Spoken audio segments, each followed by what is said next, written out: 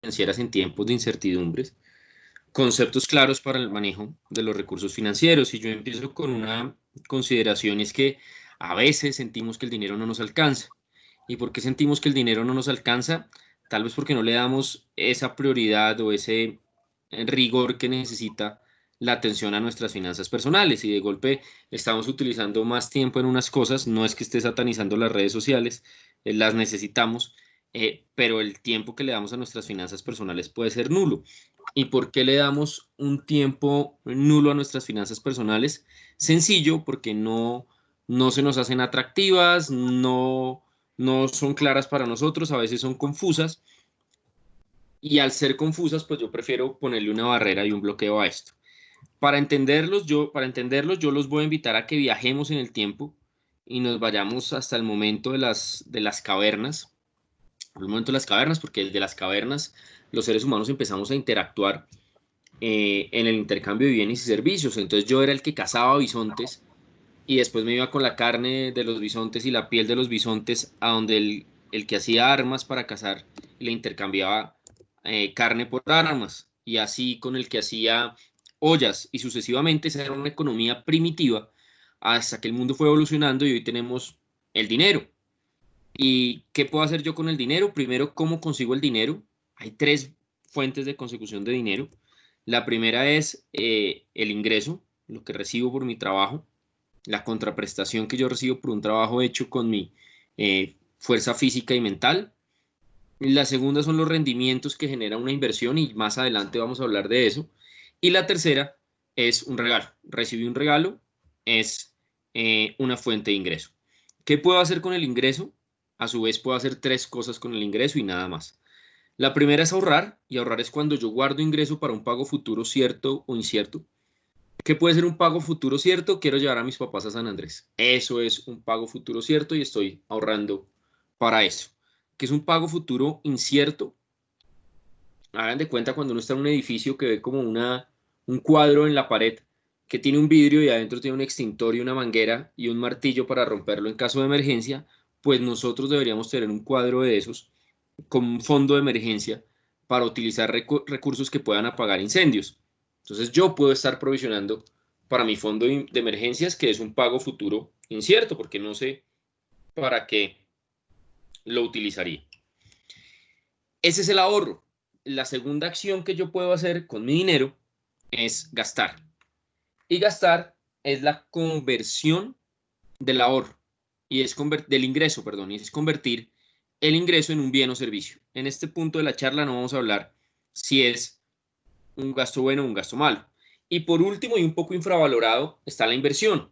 ¿Y por qué digo infravalorado? Porque en el momento que nosotros nos demos cuenta del valor de la inversión, pues vamos a recapacitar inteligentemente para saber cómo utilizamos nuestros recursos. Y es que la inversión es cuando mi dinero trabaja para darme más dinero. Esa es la inversión. Y el espectro de la inversión es muy amplio. Puede ir desde un fondo de inversión, un inmueble que yo haya comprado y que quiera alquilar y ganar sobre el arrendamiento, un vehículo que lo compre para hacer un servicio, una finca en la que yo quiera sembrar algo. Esa es la inversión. Hay una película norteamericana de los años 80 que se llama Wall Street. Wall Street tiene un eslogan así que dice: el dinero nunca duerme. Entonces, pues básicamente es eso. Cuando uno invierte, el dinero no duerme, porque mi trabajo físico y mental va a tener un tope de ingreso. La inversión no tiene tope de ingreso, la inversión va siguiendo. Las abuelas dicen que uno tiene cuatro formas de ser rico. La primera es nacer rico. La segunda es casarse con una persona rica. La tercera es ganarse la lotería. Y la cuarta es trabajar y ser organizado con los ingresos. La que realmente funciona, pero es menos atractiva, es trabajar y ser juicioso con los ingresos. Y voy a hablar un segundo de la tercera, y es el juego de azar. Y es que el juego de azar no es tan real que sea una fuente de volverme millonario. Y les voy a contar por qué.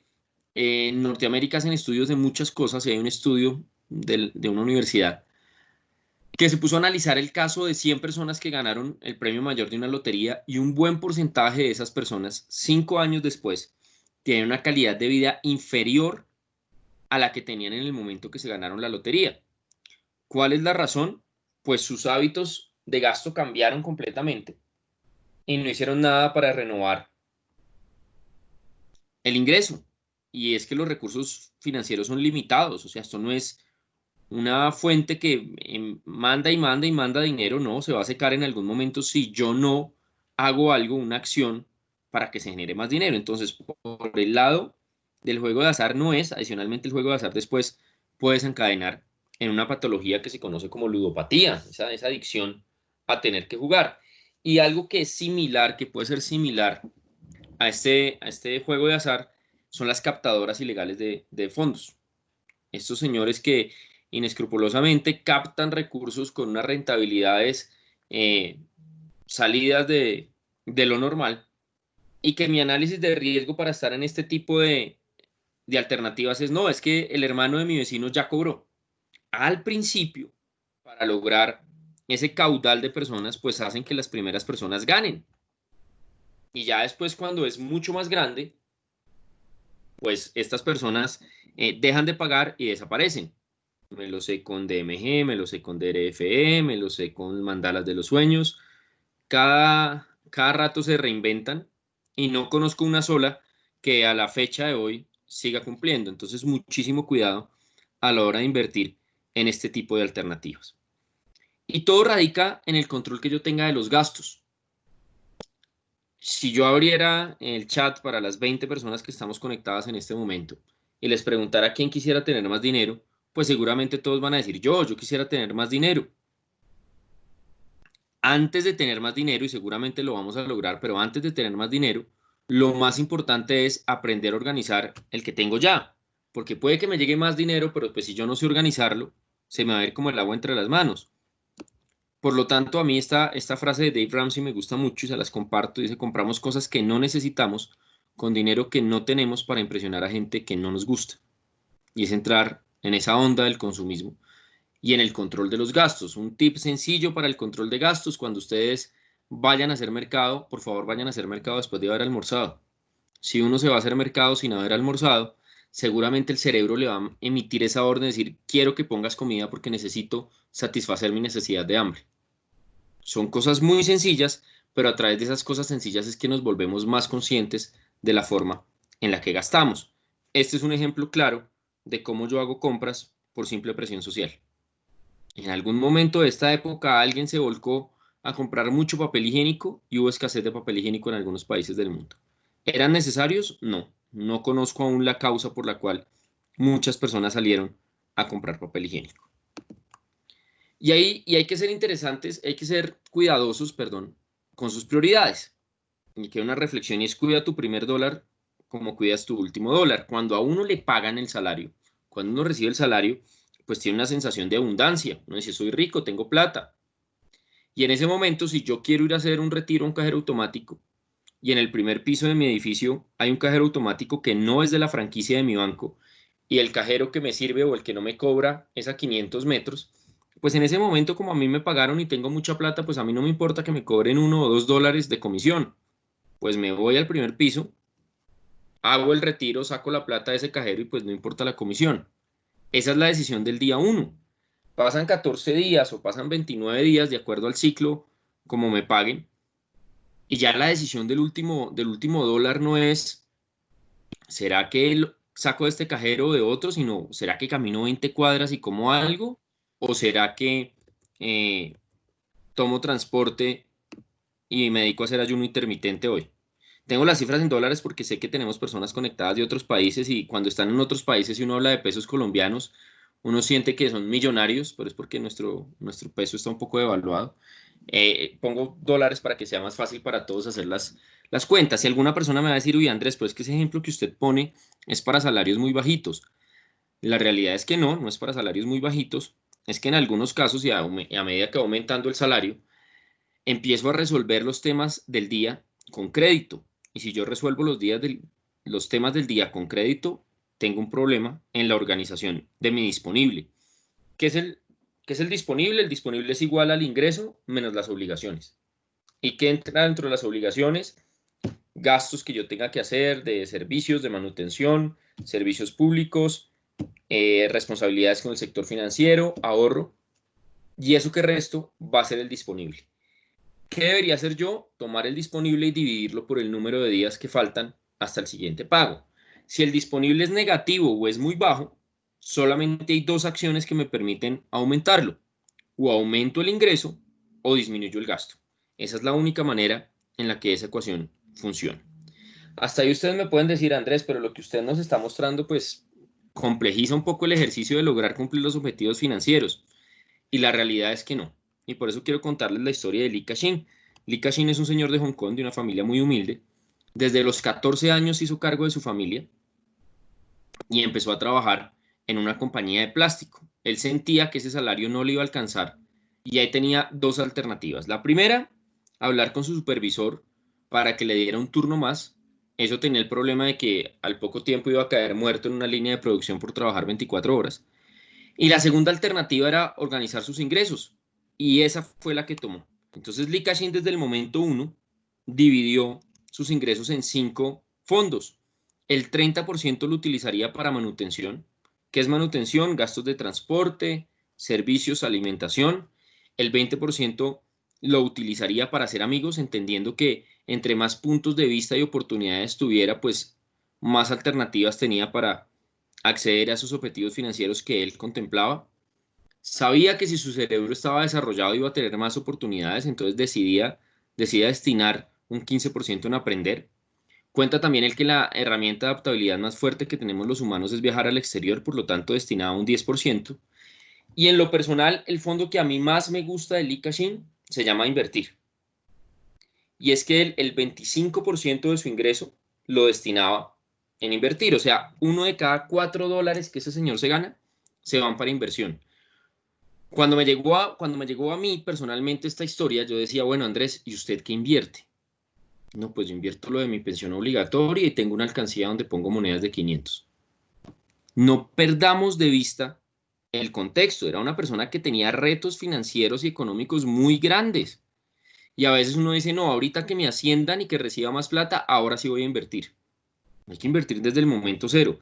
Lee Ka-shing en su autobiografía tiene una frase que puede sonar cruel, pero es muy cierta, y es, todo el mundo quiere ser rico, pero nadie hace nada para hacerlo. Resultado de eso, él es hoy una de las personas más ricas de Asia, está en el top 10 de personas más ricas de Asia. Bien, y existen otro tipo de ventajas, entonces quiero también compartirles el caso de Warren Buffett, que quiere traernos hoy 3 consejos financieros muy importantes. El primero, que hay que empezar temprano. Que empezar temprano tiene sus ventajas. Él, a los 9 años, su papá le regaló la primera acción. A los 17 años, ya con un amigo, tenía un negocio de pinballs en una barbería.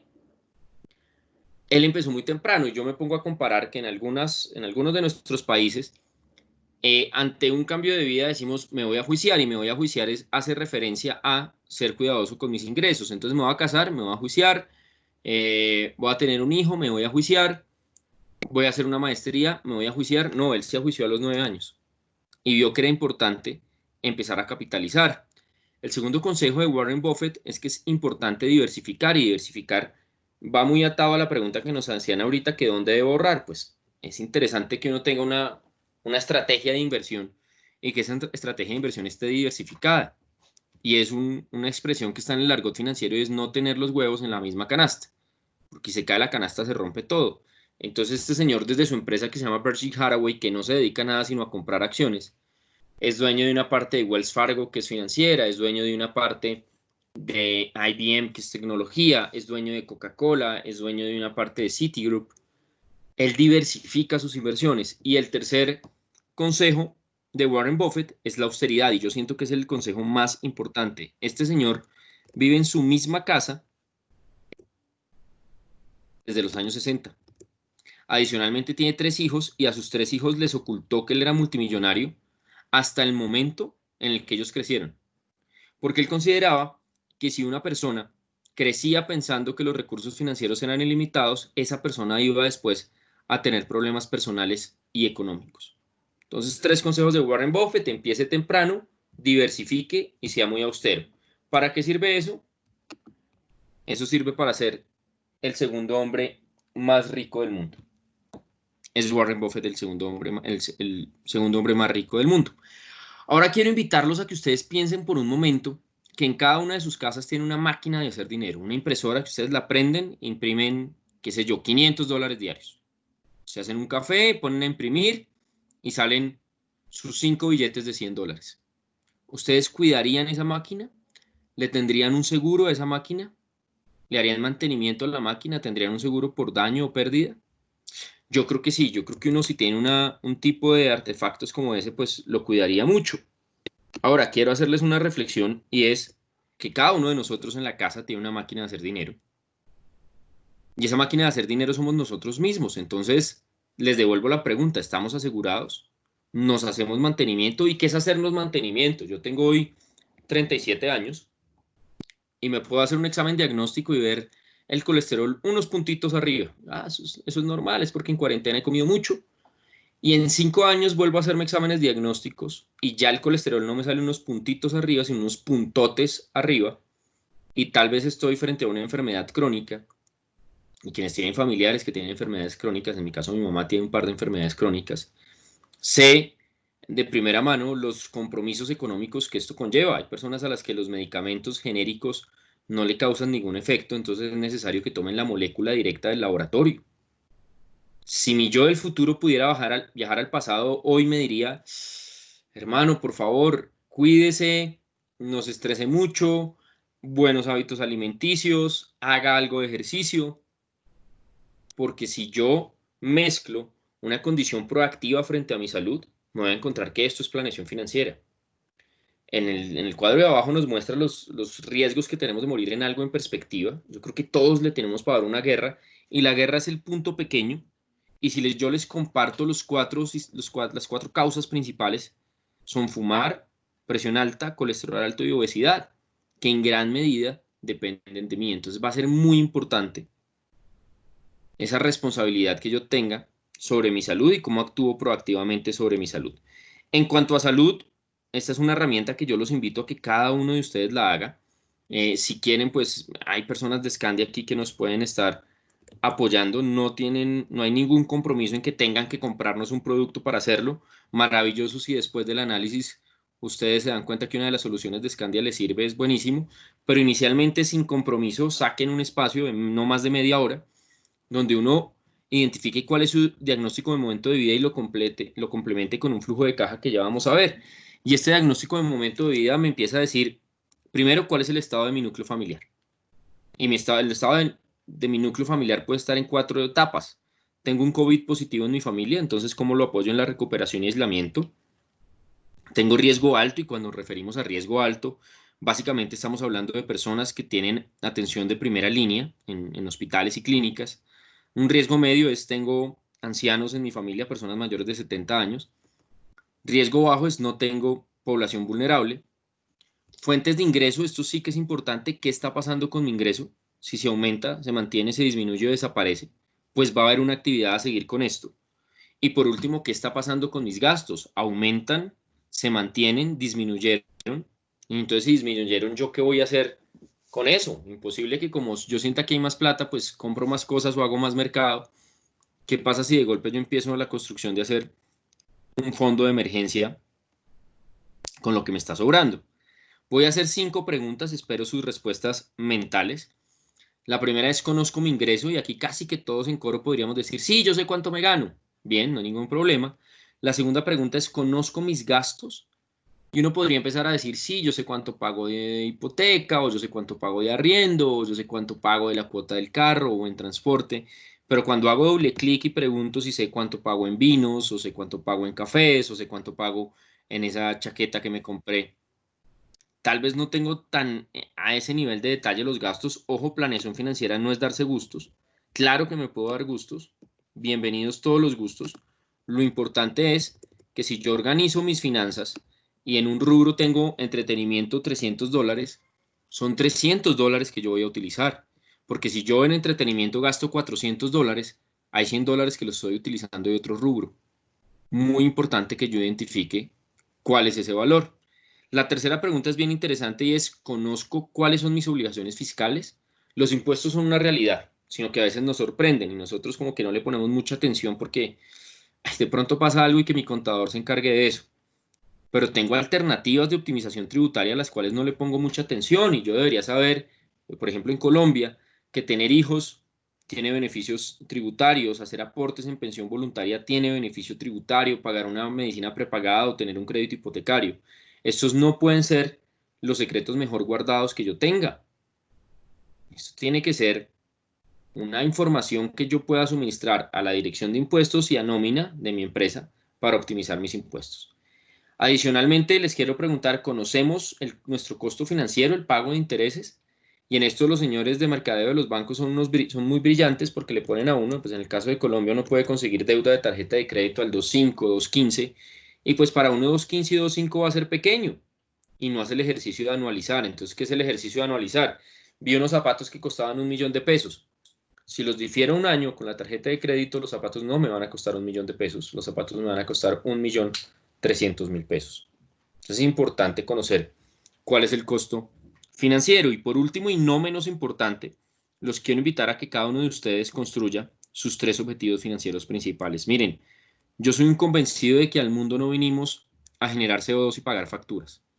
Debemos tener objetivos financieros, pero si yo no los tengo y los tengo en la cabeza, en este momento yo tengo 75 mensajes de WhatsApp sin leer, unos 20 correos, y en esa misma cola están mis objetivos financieros, adivinen cuándo los voy a cumplir. Si yo logro materializarlos y ponerlos en un sitio donde yo los vea a diario, voy a empezar a construir un plan para lograrlo. Esta es la segunda herramienta de la que les hablaba, es un flujo de caja muy sencillo. Yo creo que si ustedes entran al Apple Store o a Google Play, seguramente van a encontrar miles de aplicaciones de optimización de gastos. Está Quicken, está My Money. Sin embargo, yo les digo back to the basics, yo les digo estemos en lo básico. Excel es una maravilla porque Excel tiene 10.456 filas, entonces me permite ser tan claro y tan detallado como quiera hacerlo.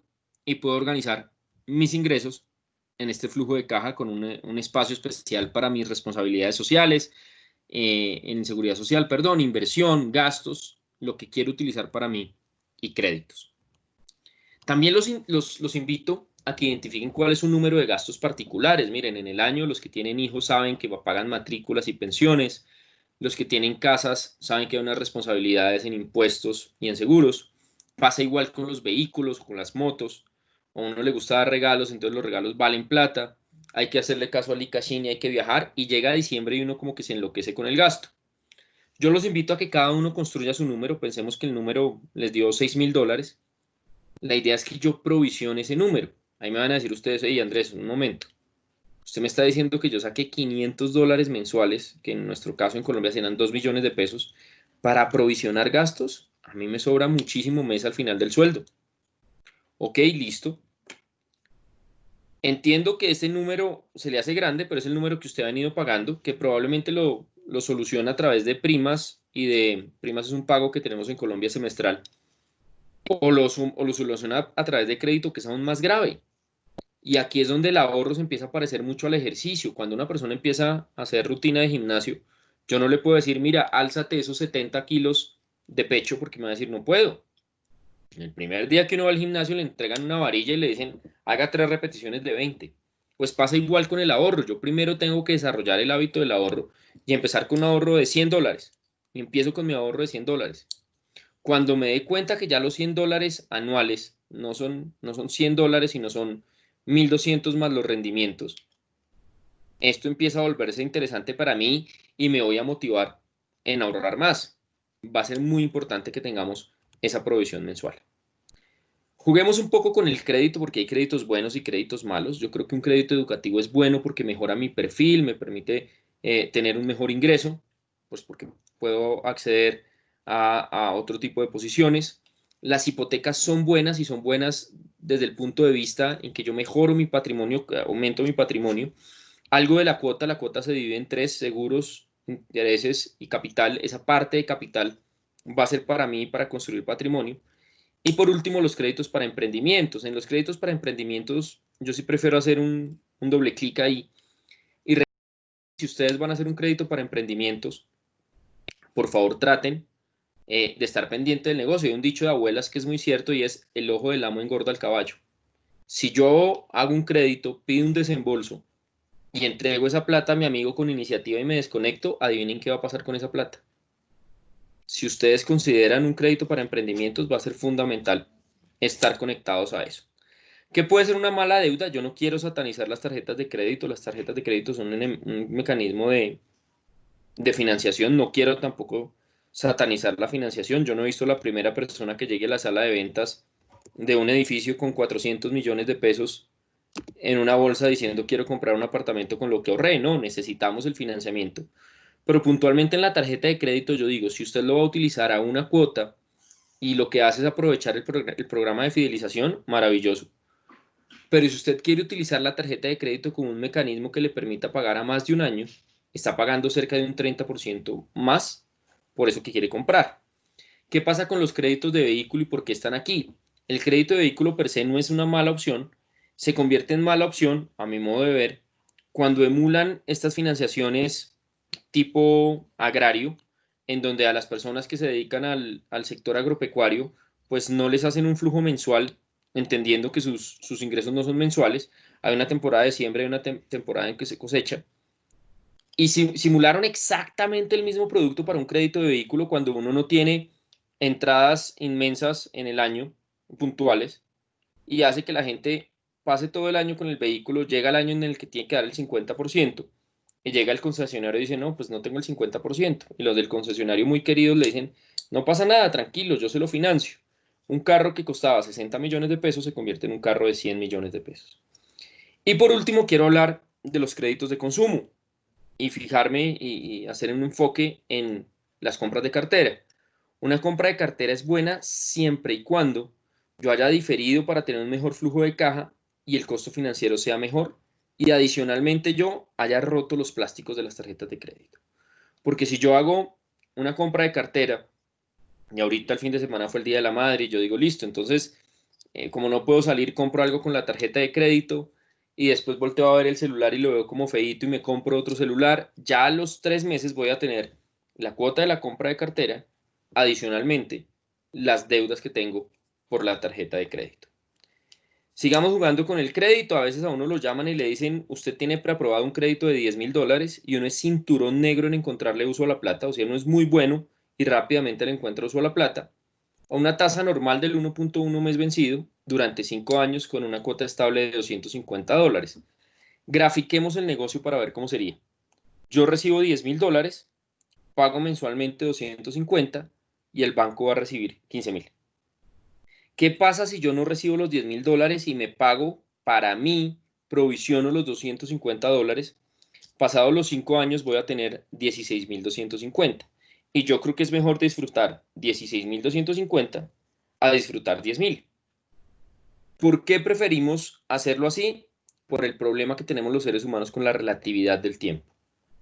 Si yo les digo que el accidente, el ataque a las Torres Gemelas fue hace 19 años, ustedes van a decir, Andrés, ¿19 años? Sí, fue hace 19 años.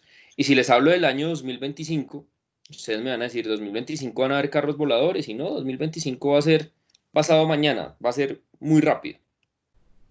¿Qué es importante? Ver comportamientos y comportamientos como los que vemos a veces en la naturaleza. Las ardillas se alimentan de bellotas y en primavera consiguen muchísimas bellotas. Las ardillas podrían hacer un fiestonón de bellotas.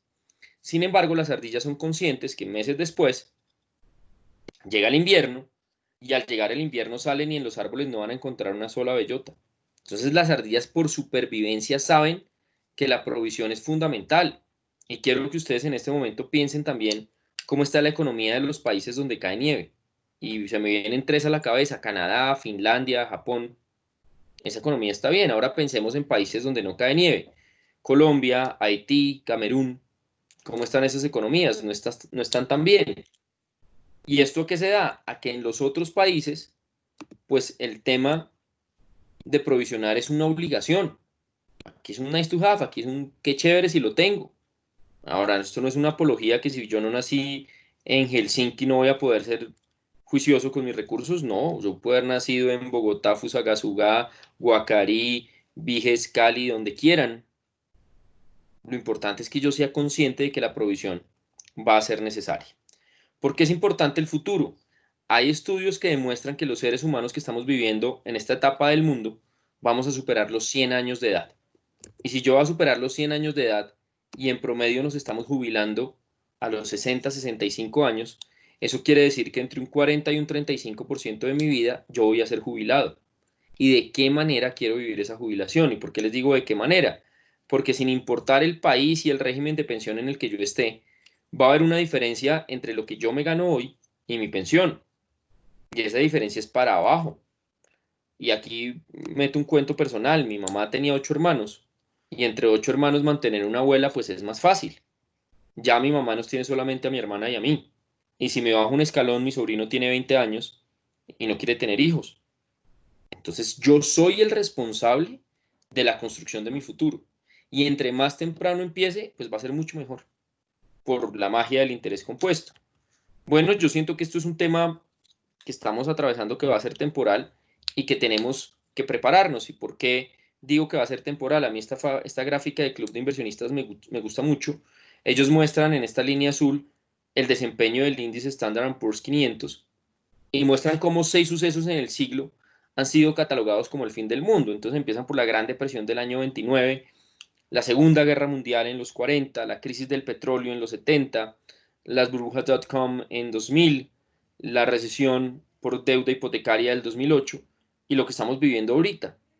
Y efectivamente no creo tampoco que sea el fin del mundo. Hay una corrección del mercado y antes estás presentando una alternativa de entrada muy interesante. ¿Para qué debemos estar preparados? Para encontrarnos un nuevo mundo. Un mundo en el que va a aumentar la demanda de servicios domiciliarios, en donde el concepto de solidaridad seguramente debe cambiar. Vamos a ver cómo el teletrabajo aumenta exponencialmente, cómo se impone la economía colaborativa. Los viajes y eventos masivos van a modificar algunos de sus procedimientos. Estos controles sanitarios pues deben intensificarse y vamos a ver cómo fluyen y surgen nuevos emprendimientos. Casi que si uno quisiera ver un plan financiero en una sola hoja, es seguir estos 4 pasos. Lo primero es, los invito a que ustedes determinen cuáles son los 3 objetivos financieros más importantes y los prioricen. ¿Qué es priorizar?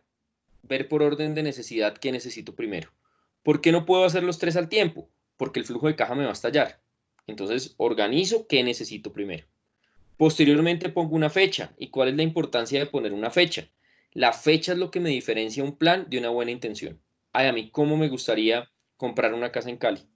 ¿Para cuándo? No, no sé, pero me encantaría comprar una casa en Cali. No, yo voy a tener una casa en Cali en el 2025. Y saber que en el 2025 va a tener la casa en Cali me lleva a que tenga que hacer una serie de tácticas para empezar a construir ese sueño. Y yo cuando les digo sueño es que el sueño tiene que ser gigante, el sueño tiene que ser como la muralla china. La muralla china es una obra imponente, gigante, pero cuando uno se da cuenta, la muralla china no es otra cosa que una secuencia de ladrillos cumpliendo su objetivo. Entonces, esta secuencia de ladrillos es ese aporte que yo voy a hacer este mes. Y cuando hablamos de inversión y ahorro, a mí realmente no me gusta cuando la persona dice haga el sacrificio. Sacrificio es bañarse con agua fría a las 3 de la mañana. Ahorrar no puede ser un sacrificio. Invertir no puede ser un sacrificio. Me voy a hacer este aporte y voy a construir ese plan. ¿Cuáles son los elementos fundamentales que yo necesito para volver un sueño realidad? 2: hábito y actitud. Si yo tengo generación de hábitos y actitud, probablemente ese sueño va a ser realidad y voy a estar monitoreando. Para cerrar y agradeciéndoles por haber estado conectados con nosotros en este espacio, quiero cerrar con esta frase que a mí me gusta muchísimo y es: no es más rico quien más tiene, sino quien menos necesita. Muchas gracias.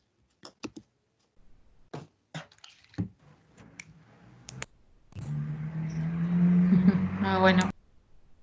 Muchísimas gracias. No sé si alguno de los chicos tiene alguna pregunta, inquietud, quiere consultarle a Andrés algo así sobre lo que se acaba de ver. Si tienen alguna inquietud, tenemos una población muy interesante en Reddit. No sé, chicos, alguien quiera cuestionar algo, preguntar algo de los otros países y podamos a través de Andrés, digamos, resolver algunas inquietudes.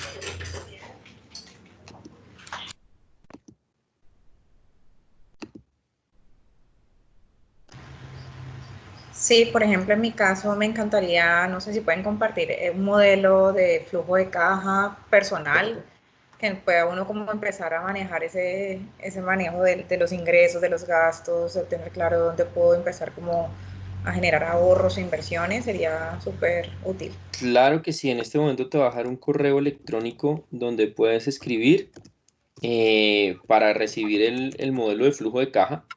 Yo, como les digo, hay 50.000 aplicaciones, unas que deben ser buenísimas, pero eso es como back to the basics. A mí Excel me gusta porque yo en Excel puedo entender y poner y quitar y hacerlo mío y hacerlo propio, porque esto es como cuando uno lo invitan a una conferencia de dolor de rodilla. Uno como que no habla y uno dice, no, pues que yo no voy a contarle a la gente cómo me duele la rodilla porque mi dolor debe ser diferente al de otras personas. Entonces, sí es bueno tener ese espacio individual donde uno dice, mire, lo que sucede es que yo adicionalmente a mi salario tengo un apartamento arrendado y debo poner ese ingreso, y adicionalmente al ingreso pues debo poner las responsabilidades que tengo por el apartamento. Esas son como las consideraciones individuales que uno debe tener en cuenta. Andrés, yo pienso que pues hay varios que son clientes nuestros, y María nos va a compartir pues los correos. Podríamos compartirle ese flujo de caja a todos junto con la presentación que Claro, nos va a plantear. y además, perfecto. Muchas saben gracias. que pues estamos grabando voy a apagar la grabación. Estamos